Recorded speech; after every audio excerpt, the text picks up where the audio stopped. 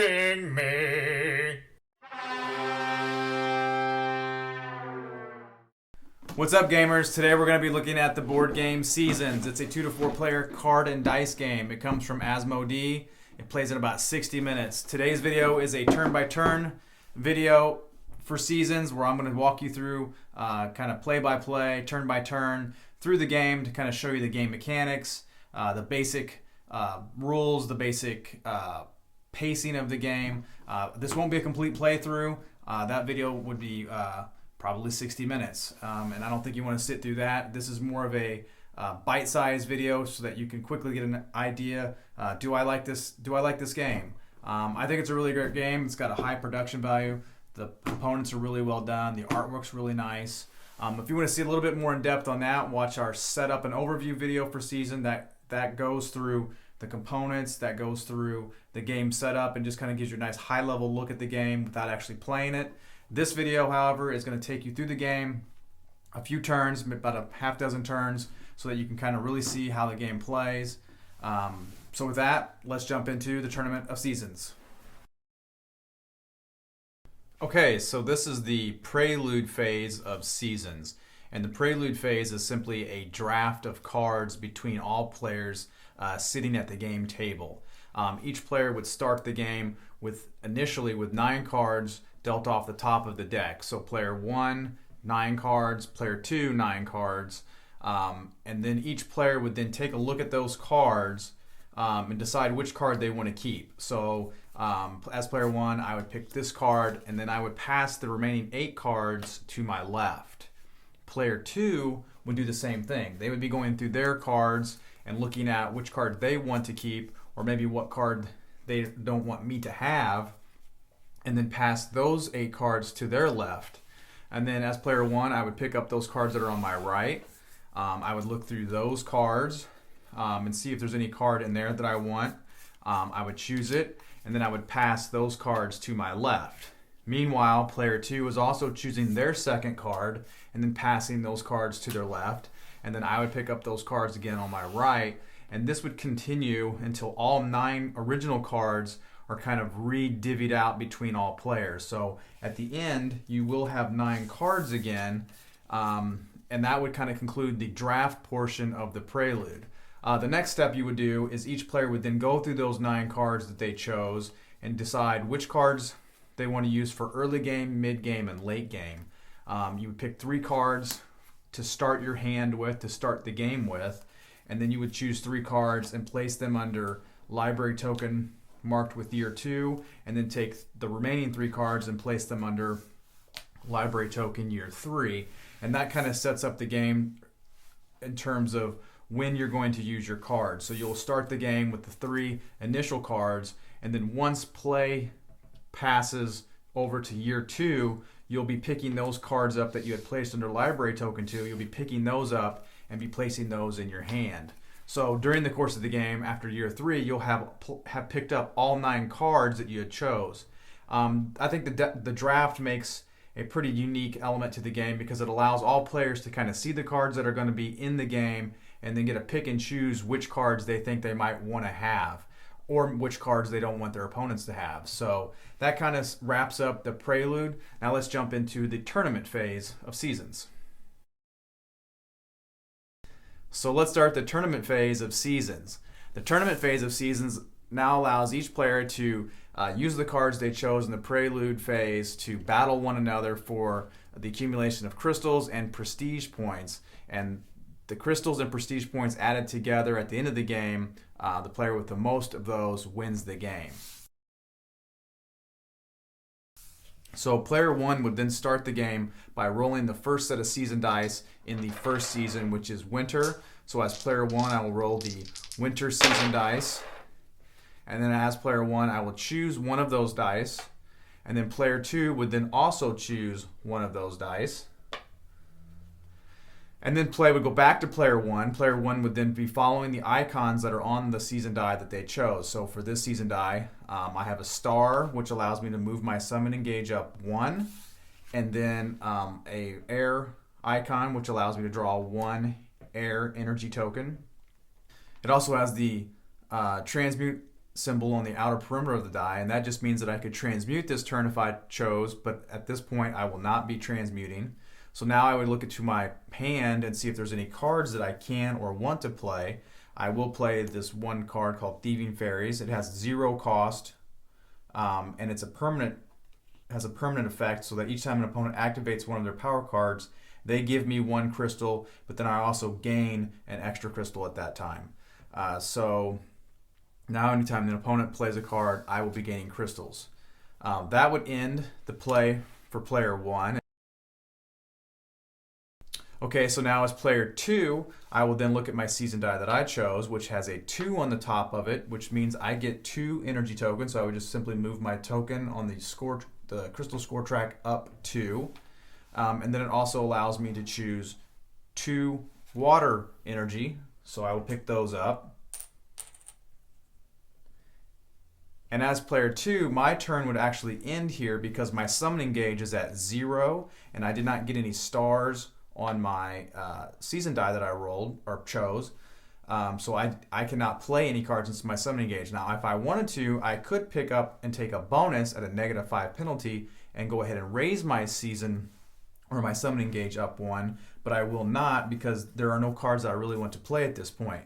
So that would end round 1 for both players. We would go back to the remaining season die that was left over, and it has 2 dots at the bottom, and those are just simply pips, are called pips in this game, and that just tells you how many places you're going to be moving the season token on the season wheel. So it has 2 pips, so we'll advance the season wheel 2 spaces to 3. Now each player would then return their season die back to the play area, and that would end the round. Play would then start with player 2 going first this time, and since we're still in the winter season, player 2 would pick up the blue season die, give those a roll, and then player 2 would have first choice on the season dice. So player 2 would choose this die, and then player 1 is going to choose this die, and then play would go back to player 2, and player 2 would do the same thing as we did in the first round. They would look at the season die that they chose and follow the icons on those die. I have a star this time, so that means I can move my summoning gauge up 1, which now allows me to play power cards. I also have a fire energy icon, so I'll pick up one of those tokens and add it to my reserve. Now, since I can play a power card, since my summoning gauge is moved up by 1, I will look at my cards to see if there are any cards that I want to play. And I will. I will play the Arcano Leech. But this card comes at a cost of 2 crystals for a 2-player game.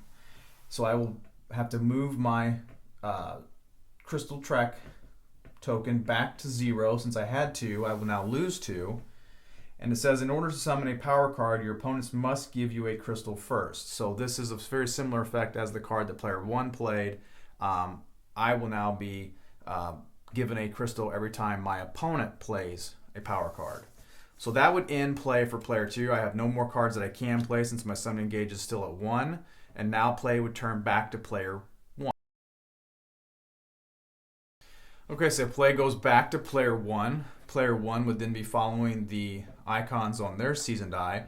The first one is the summoning gauge icon, so I would move my summoning gauge up to 2, which now means I can play 2 power cards into my play area. I pick up another air energy token to follow the air icon on the season die. I again have the transmute, which I will not be transmuting this turn because air is only going to transmute to 1 crystal, and I don't really feel like that is worth it at this point. I have 2 cards that I could play if I could meet the cost requirements. However, I do not meet those cost requirements, so that would end the turn for player 1, which would essentially end the round. We would go back to the season die that was left over. It has 3 pips, again, 3 dots at the bottom of the die. So we will move the season token up 3 spaces, 1, 2, and 3 to month 6, and that puts us into the spring season. The remaining, or the leftover season dice that each player had would now go back to the play area. And now this round would begin with player 1. So player 1 would pick up these spring season dice and give those a roll. As player 1, I will choose this season die, and then as player 2, they will pick up this season die. Okay, so as player 1, my turn would begin by following the season die that I chose. That would give me 3 energy crystals to start, so I'll move my token up to 3 on the score track for the crystals. I would pick up 2 earth energy tokens and place those in my reserve. And now I would go to my hand to see if there's any cards that I could play. And there is one card that I could play. I could play this card here, which has a cost of 3 crystals for a 2-player game. And that would put another familiar card into play. And that would cost 3 crystals. So I would move that to 0. However, player 2 had a card that says that to summon any card, I must pay them 1 crystal first. So that means I'm going to be at a deficit. I'll need a total of 4 crystals to play this card, because I first would have to give up 1 crystal to player 2 and then pay the cost of those 3 crystals. So I cannot play this card, so I will have to wait to play this card until I've gathered more crystals. I do not want to take any bonuses this turn as a player 1, so that would end the turn for player 1. So now as player 2, I would be following the season die that I chose, and that has another star icon, which means I move the summoning gauge up 1 more, which takes me to 3 on my summoning gauge. I would then pick up an air energy token. And then if I have any cards that I can play or want to play, I would do that now. And I do not have any cards that I can play at this point. The costs right now are just too high. Or I don't have the cost to meet the card. So that would end player 2's turn, and that would essentially end the round. We would go back to the remaining die that was left on the season wheel, which has 3 pips, and we then move that forward 3 spaces. So we would move it 1, 2, and 3, and now we'd be in the summer season. Each player would then return their season die back to the play area. And play continues like this pretty much throughout the game.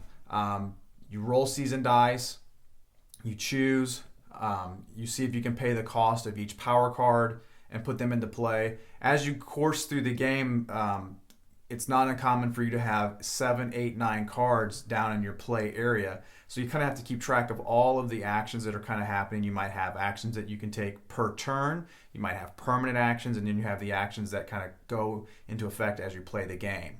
As the season wheel would cross over to from 12 to 1, the year token would then advance 1 space to year 2, and then each player would remove their library token for year 2, and then they would pick those cards up and place those into their hands. So now they have fresh 3 new cards that they can be using for year 2 as the season token is moving around for that year. The same thing would happen for year 3, and then you would have played all 9 cards, or have the chance to play all 9 cards throughout the course of the game. You can have more cards in the game if you were to pick up a season die that has a draw 1 icon that allows you to pick up cards off of the draw deck, which then you could have even more cards. You could play more than the 9 because your summoning gauge goes all the way to 15, and I've played games where I've used all 15, and those are pretty high scoring point games. At the end of the game, you would then add up the total number of prestige points, which is the number in the top left-hand corner of each power card that you have in your play area. You would add those numbers and you would add those numbers together, and then add those numbers with the total number of crystals that you've accumulated, and that would give you your total score. The player with the highest score would have won the game. I think that pretty much gives you a pretty good high-level look at how the pacing of this game works, kind of the basic mechanics. I didn't want to go through an entire playthrough. I think that would be too long of a video, and you probably would just fall asleep, honestly, just watching me talk and ramble on. But I wanted to give you guys a quick idea of how the game moves, to see if you guys like the game, if this is a game for you. I think it's a fun game. It has a lot of nice mechanics to it. It has the randomness with the dice. You have power cards that you kind of get to play with one another, cards that take away from players, cards that help you. But that kind of concludes the second and last phase of the game. I hope you enjoyed this video. I'd love to know what you think in the comments box below. These videos are for you, so if there's something you'd like to see, let me know. Be sure to subscribe to the channel and follow us in the links below. Thanks for watching, and keep on gaming.